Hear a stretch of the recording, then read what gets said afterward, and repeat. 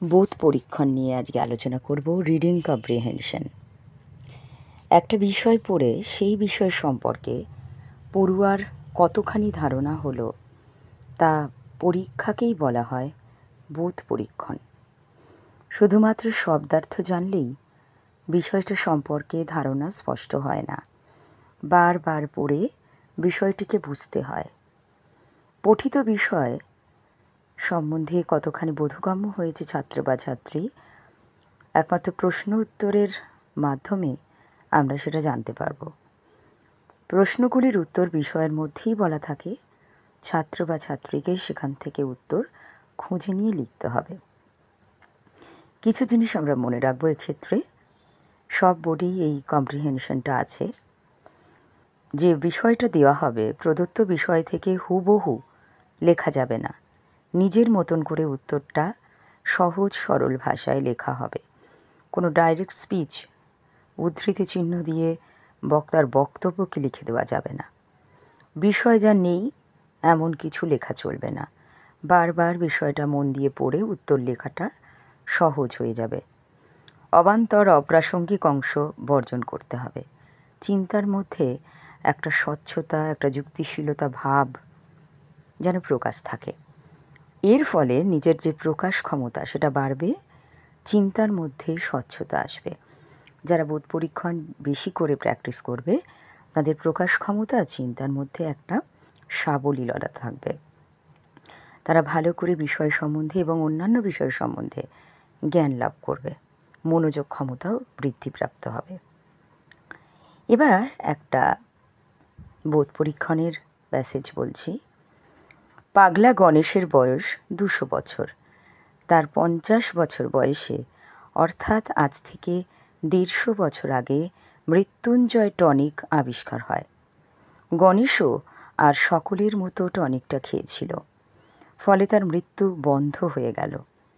150 বছর আগে যখন সুকুমার শিল্প বিরোধী আন্দোলন শুরু হলো এবং শিল্প, সঙ্গীত, সাহিত্য ইত্যাদির পাঠ উঠে যেতে লাগলো, তখন গণেশের ব্যাপারটা পছন্দ হয়নি।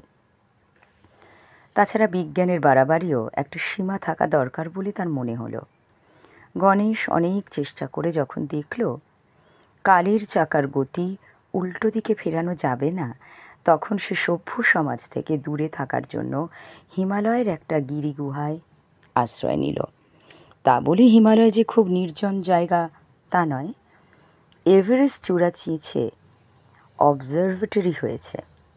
রূপকুণ্ডে বায়োকেমিস্ট্রি ল্যাবরেটরি, কেটু, কাঞ্চনজঙ্ঘা, যমুনেত্রী, মানস সরোবর সর্বত্রই নানা ধরনের গবেষণাগার।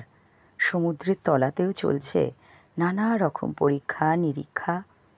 অর্থাৎ ভূগর্ভে, ভূপৃষ্ঠে এবং অন্তরিক্ষে কোথাও নিপাট নির্জনতা নেই।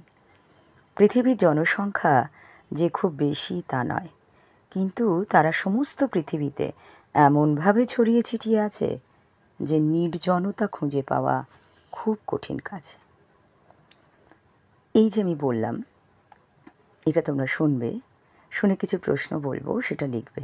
যদিও এটা বোধ পরীক্ষণ, তবু তোমরা এটা যেটা আইএসসিতে অরাল আছে সেটা মনে করতে পারো যে তোমরা আমার এই বোধ পরীক্ষণটা শুনে আমি যে বিশেষ বিশেষ কিছু প্রশ্ন বলছি সেগুলো ওর মধ্যেই আছে প্যাসেজের মধ্যে, সেখান থেকে খুঁজে নিয়ে লিখবে এবং খাতায় অনুশীলন করো। প্রশ্নগুলো এক এক করে বলি। 4টে প্রশ্ন বলবো, বেশি বলবো না। মৃত্যুঞ্জয় টনিক আবিষ্কারের সময় পাগলা গণেশের বয়স কত ছিল? গণেশের কোন ব্যাপারটা পছন্দ হয়নি? সভ্য সমাজ থেকে দূরে থাকার জন্য গণেশ কোথায় আশ্রয় নিয়েছিল? কোথায় কোথায় গবেষণাগার তৈরি হয়েছিল? আজ তাহলে এখানেই শেষ করলাম। সবাই ভালো থেকো। ধন্যবাদ।